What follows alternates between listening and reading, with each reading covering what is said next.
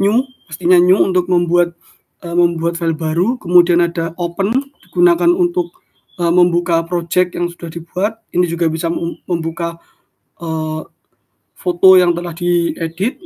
Kemudian ada langsung ke save. Save ini pastinya untuk menyimpan project yang dengan format PSD.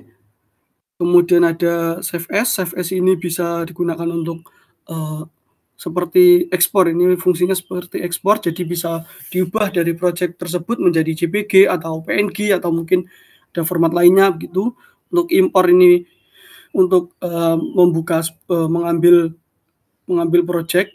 Tapi kalau untuk impor ini sebenarnya bisa dengan drag and drop saja. Dan untuk ekspor ini juga kurang lebih sama dengan save as. Tapi memang terkadang di beberapa versi Photoshop itu ada untuk yang save as itu tidak terdapat untuk menjadikan project menjadi PNG, jadi harus melalui ekspor. Kemudian selanjutnya ada menu bar bagian edit. Jadi di sini itu ada untuk fill ini untuk memberikan warna. Kemudian ada stroke, ini untuk memberikan garis. Dan selanjutnya langsung ke papat wrap. Nah, papat wrap ini bisa dibilang jarang digunakan, tapi ini tools yang sangat penting. Jadi papat wrap ini bisa mengubah pose. Jadi misalkan dari pose yang berdiri tegak nanti bisa dibuat menjadi membungkuk, misalnya begitu. Itu bisa menggunakan papat wrap ini. Kemudian di bagian paling bawah ini juga ada preference. Preference ini biasanya digunakan untuk ada beberapa settingan yang harus disetting melalui preference. Selanjutnya untuk menu bar bagian image. Nah, jadi untuk menu bar bagian image ini ada mode, juga ada adjustment, kemudian ada auto tone, auto contrast sama auto color. Ini kurang lebih hampir sama. Jadi ini untuk membuat, misalkan kita mengklik sebuah objek gambar, nah itu nanti bisa otomatis ingin auto tone kah atau di auto contrast atau auto color gitu. Kemudian untuk image size dan canvas size ini bisa merubah ukurannya. Kemudian ada duplicate. Untuk duplicate ini sebenarnya bisa dengan Ctrl C pada layer, jadi ini nggak penting. Selanjutnya pada menu berbagian layer. Jadi pada menu berbagian layer ini mungkin yang ini sebenarnya nggak terlalu penting karena pada layer kita bisa melakukan langsung seperti duplikat atau membuat new layer atau delete. Itu bisa langsung ke layer menggunakan shortcut, jadi lebih gampang. Mungkin ini kita lewat saja. Kemudian ada nomor untuk type. Ini juga gak penting karena semua itu sudah ada di menu yang bagian bawah ini seperti tadi. Jadi tinggal kalau teman-teman ingin edit teks, tinggal memilih pilihan teks, kemudian nanti akan muncul editan seperti pemilihan font, pemilihan ukuran, pemilihan style juga sudah ada. Selanjutnya untuk menu berselect, ini juga untuk select. Ini ada select untuk layer ini tidak bisa menggunakan, bisa memilih langsung di layarnya. Tapi kalau ingin bisa menggunakan shortcut ini Ctrl Alt T.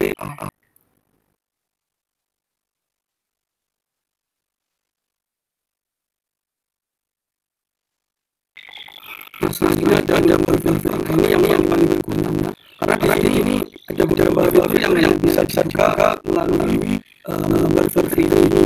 Contohnya filter galeri. Di beberapa versi Photoshop ada yang namanya filter galeri, ada yang namanya filter.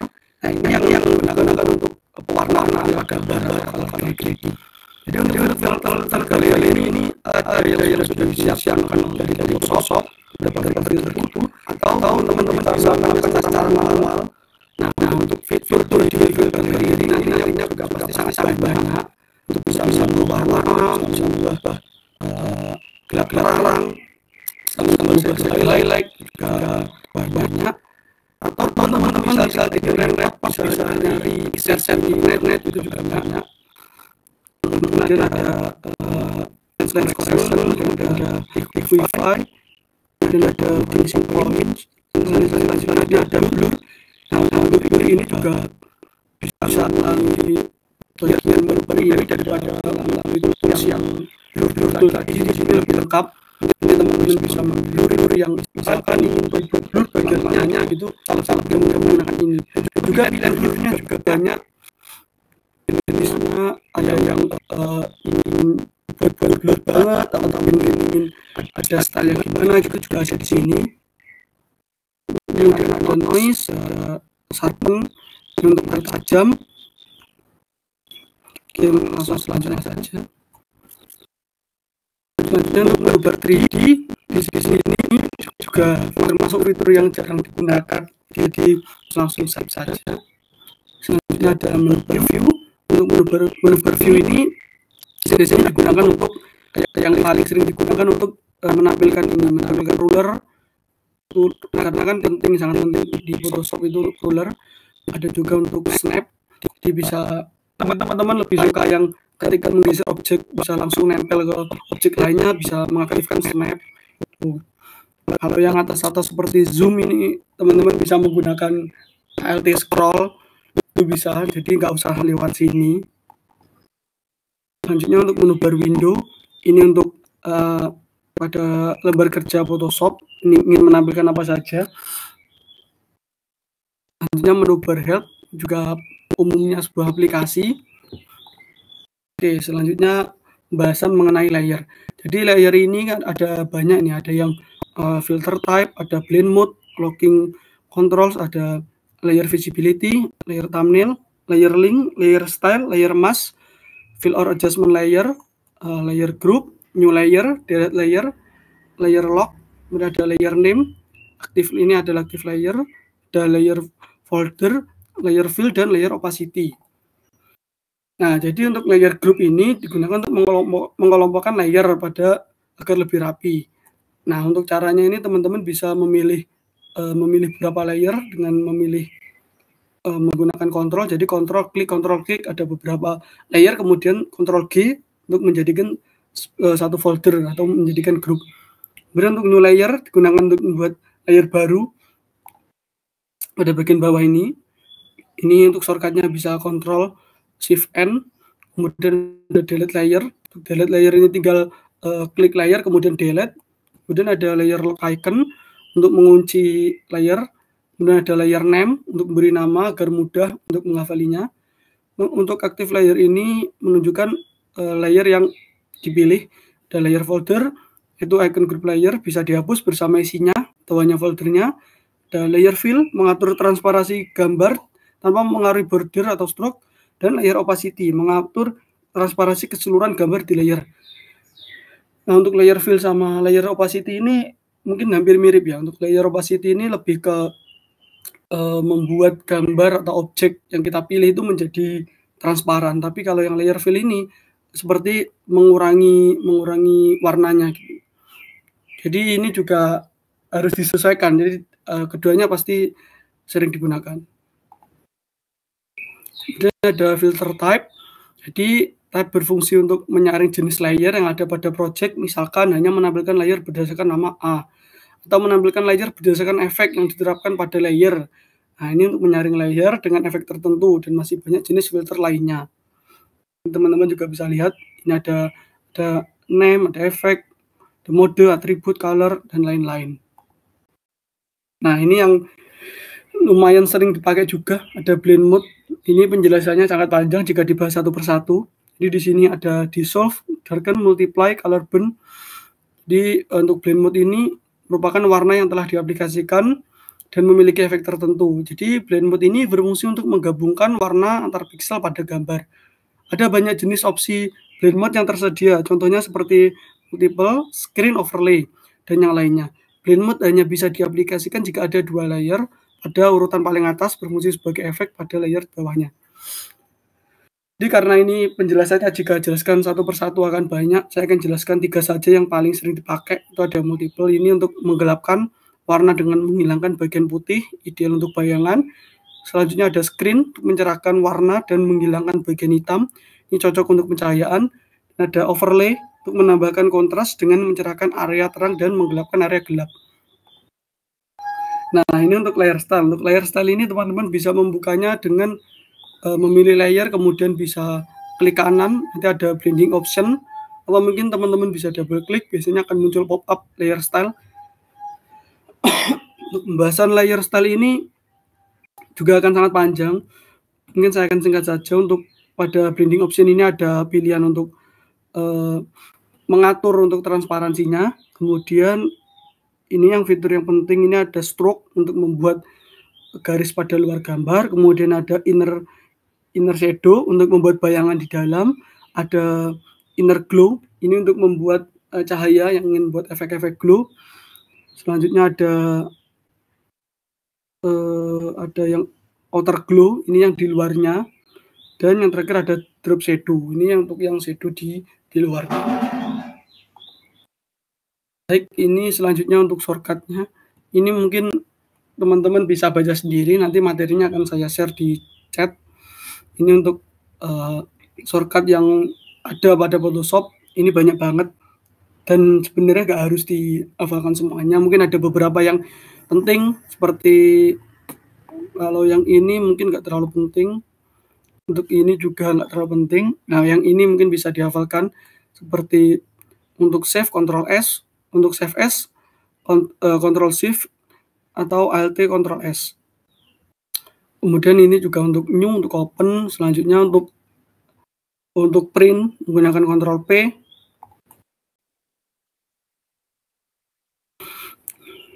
Selanjutnya ini untuk undo atau redo menggunakan Ctrl Z. Nah, jadi yang membedakan di Photoshop dengan software lainnya, misalkan ada di Figma atau mungkin di Canva, itu biasanya cukup di Ctrl Z, tapi kalau di sini jika di Ctrl Z itu akan undo dan redo. Jadi kalau ingin mengembalikan di undo terus, bisa Ctrl Alt Z. Tuh. Ini juga yang biasanya yang penting ini ada copy, untuk paste. Kemudian ini untuk zoom in bisa Ctrl plus atau Ctrl minus, tapi bisa juga menggunakan Alt scroll. Selanjutnya ini untuk adjustment ini untuk pewarnaan. Ini juga biasanya yang sering digunakan itu ada yang level, Ctrl L, kemudian ada curve, Ctrl M, sama color balance untuk Ctrl B, dan yang terakhir ada Ctrl U untuk hue saturation. Ini yang paling sering digunakan, jadi cukup jika ingin menghafalkan cukup yang itu saja. Kemudian untuk yang shortcut untuk layer, palingan yang paling penting cuma untuk Ctrl G sama Ctrl Shift N untuk membuat layer baru. Sama ini sih, sama yang menggabungkan layer, yaitu Ctrl E. Nah, ini akan masuk ke pembahasan selanjutnya. Jadi Photoshop itu bisa buat apa aja sih? Jadi sebelum masuk ke materi ini, saya akan menyampaikan sedikit informasi terlebih dahulu. Jadi pada webinar pertama saya ini kan fokusnya ke tools-tools pada Photoshop. Jadi saya menjelaskan dasar-dasar tadi, teman-teman juga sudah melihat. Nah, untuk yang webinar kedua, saya juga membahas mengenai Photoshop yang saya akan laksanakan pada hari Kamis, tanggal 21 November 2024, itu minggu depan. Jadi untuk yang minggu depan itu kita akan fokus ke pembahasan yang selanjutnya, yaitu yang ini. Jadi untuk webinar pertama ini saya cuma akan menjelaskan di Photoshop itu bisa apa aja sih gitu. Tapi kalau yang webinar kedua saya akan menjelaskan teknik step by step. Nah, jadi sebenarnya untuk yang webinar kedua nantinya itu walaupun teman-teman nggak memiliki dasar-dasar Photoshop tetap bisa mengikuti, karena saya akan membuatkan materi step by step, yang diklik apa saja nanti akan saya buatkan materinya. Tapi kalau bisa teman-teman juga memiliki dasar-dasar mengenai tools-tools Photoshop. Jadi kalau ingin membuat sesuatu itu nggak cuma ikut tutorial, tapi juga tahu ini maksudnya buat apa gitu juga tahu. Jadi mungkin teman-teman yang berminat bisa mengikuti webinar kedua saya di hari Kamis tanggal 21 November 2024 minggu depan, jamnya masih sama, jam 1. Oke, kita lanjut saja ke materinya. Jadi yang pertama itu Photoshop itu bisa digunakan untuk color grading. Jadi ini untuk gambar yang kiri ini gambar before, dan kanan ini adalah gambar after. Ini juga gitu. Untuk color grading ini menggunakan fitur yang tadi ada filter galeri atau kamera raw filter. Atau mungkin kalau teman-teman kebingungan terkait warna itu harusnya gimana gitu, bisa bisa menggunakan preset, nanti juga ada. Tapi ini nanti juga saya akan berikan tutorialnya di webinar selanjutnya.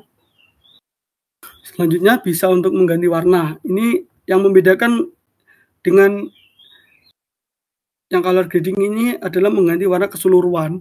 Sedangkan yang ini untuk mengganti warna tertentu. Misalkan rambut ini yang awalnya hitam agak ke oren-orenan menjadi merah. Kemudian hoodie yang berwarna abu-abu menjadi merah. Nah, ini nanti akan memanfaatkan tools yaitu selection. Selection ini menggunakan yang quick selection tool. Tuh. Atau bisa menggunakan pen tool juga bisa. Kemudian mengubah warna dengan yang adjustment tadi, misalkan menggunakan hue saturation atau apa gitu juga bisa. Kemudian di Photoshop ini juga pastinya bisa untuk retouch skin, karena memang fungsi Photoshop ini untuk editing foto, jadi ini bisa untuk menghilangkan jerawat. Nanti juga pada pertemuan webinar kedua saya akan menjelaskan bagaimana untuk menghilangkan jerawat agar tidak terlalu yang halus banget gitu, yang kelihatan nggak natural. Jadi kalau di sini kan bisa kelihatan ya, ini kan masih terlihat natural seperti kulit manusia. Karena ada beberapa tutorial itu yang untuk menghapus jerawat itu seperti menggunakan brush yang untuk menempelkan kuas gitu, jadi akan terlihat tidak bisa menyatu dengan kulit gitu. Selanjutnya ada background tool. Jadi background blur. Jadi background blur ini menggunakan blur tool. Nah, ini nanti sebelum di blur nanti akan diseleksi objeknya terlebih dahulu. Bisa menggunakan quick selection tool atau pen tool dan dipisahkan dengan objek dengan backgroundnya. Nah, untuk backgroundnya nanti bisa di-blurkan sendiri. Untuk background blur ini juga bisa diatur ingin blurnya itu segimana atau mungkin mau bagian mana saja yang di blur itu juga bisa. Tapi untuk pembahasan lebih rincinya akan saya bahas di pertemuan selanjutnya saja. Kemudian ini untuk efek-efek, ini ada efek kertas sobek. Nah, ini tadi sudah saya jelaskan.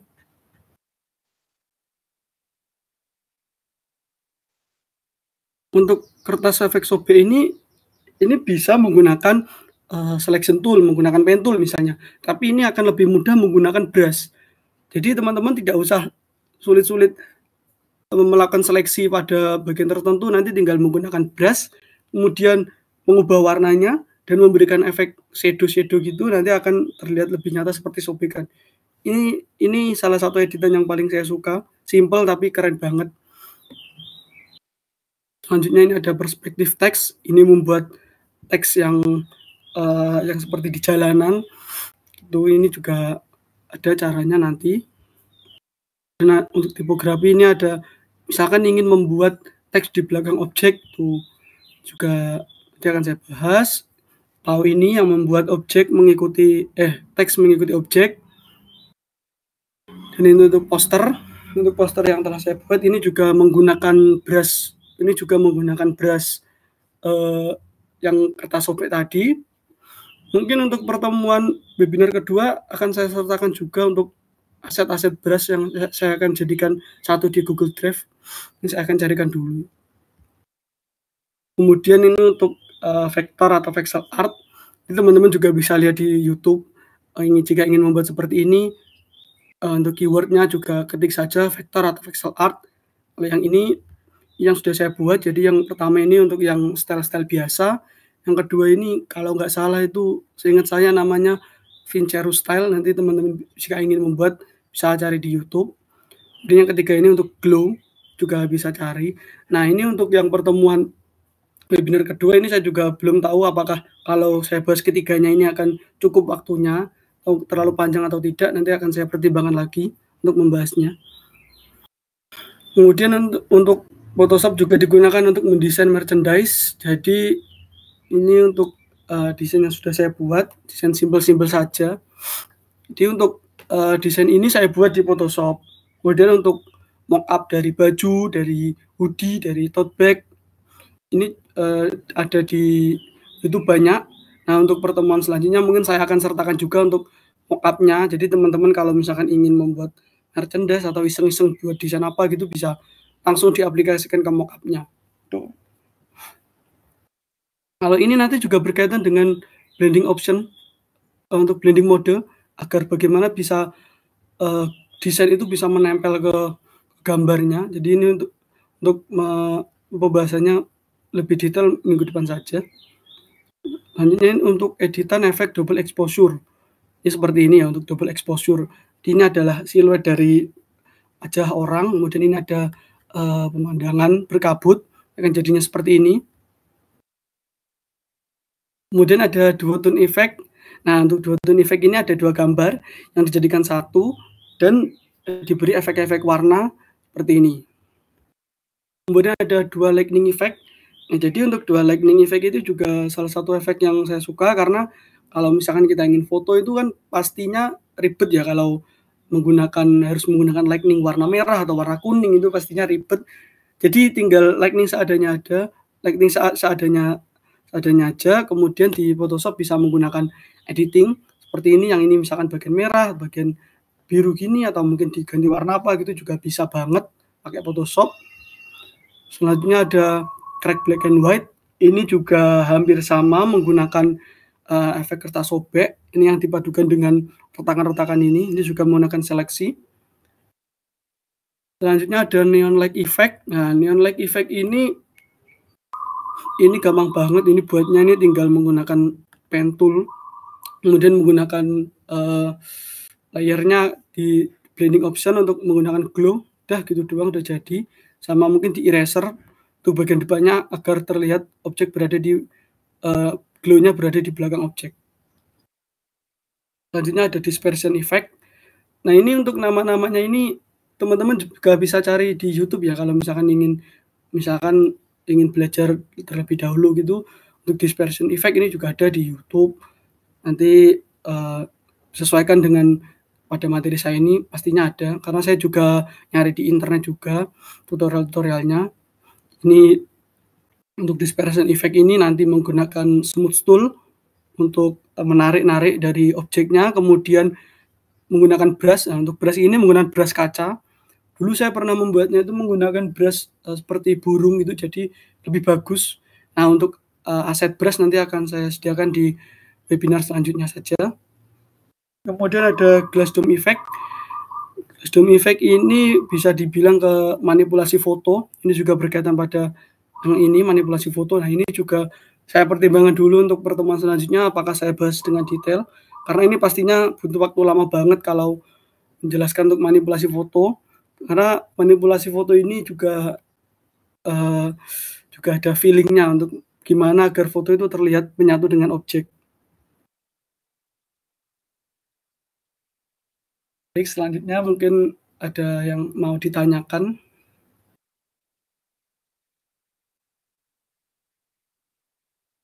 Silakan teman-teman kalau ingin bertanya.